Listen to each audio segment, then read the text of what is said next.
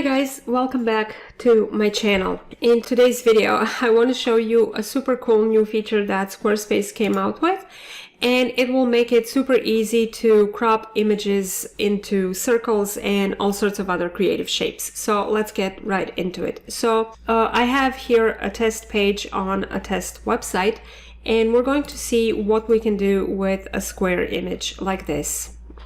Now, of course, your image doesn't need to be square. We also have rectangular images here that it will work the same way. So I'm going to click on edit, and then I'm going to click on image. And when you click on this pencil icon and then design tab, you have the option to switch between original or shape. If you click on shape and then shape again, you have several choices here, quite a few actually. So you can have a circle, you can have a diamond shape, you can have a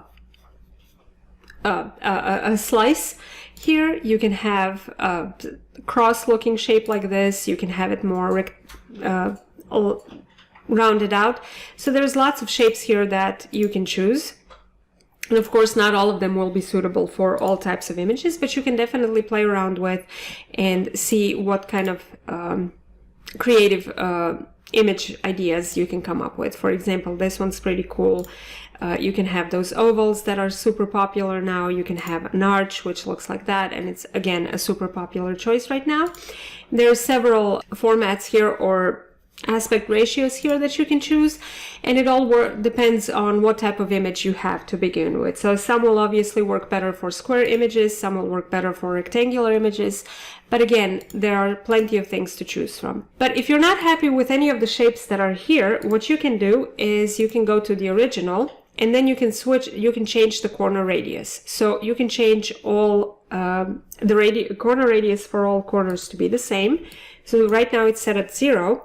But if I change this to 500, now that will turn the image into a circle. If I change it to 250, it won't be a full circle, but more like a very, very rounded square.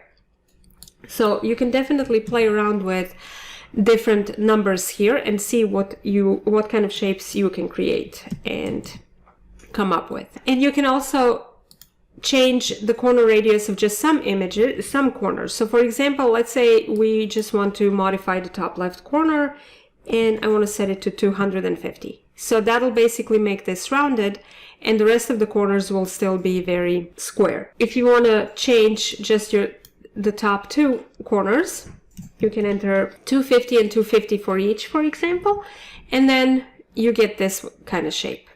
Let's say you want to change the top right corner too, and then you'll get this tier-like shape.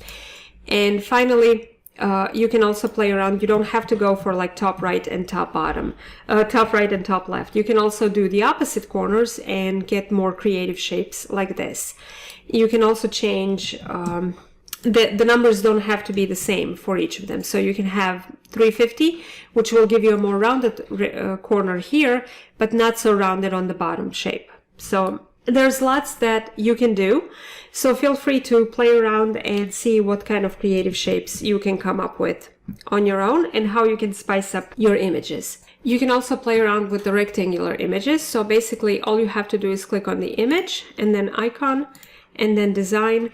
And then again, you have the same options. So you can choose a shape, one of the pre-made shapes that's already here. And again, some of these will work better for like rectangular images because more is seen than choosing a shape that is better suited for like long images, or if you have images that have a more regular or uniform aspect ratio, I should say. And of course, you can play around with the corner radius. So if you enter 500, again, this will round out the corners, but again, you won't get the circle like you did with the square image above that we saw.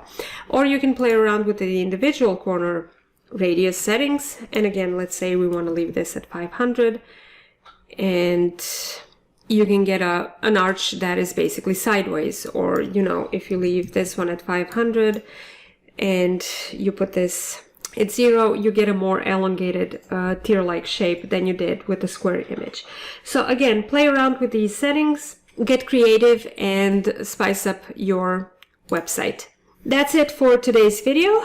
If you're looking for tips on how to build your own Squarespace website, I have a free interactive Squarespace roadmap that I will link to in the description down below.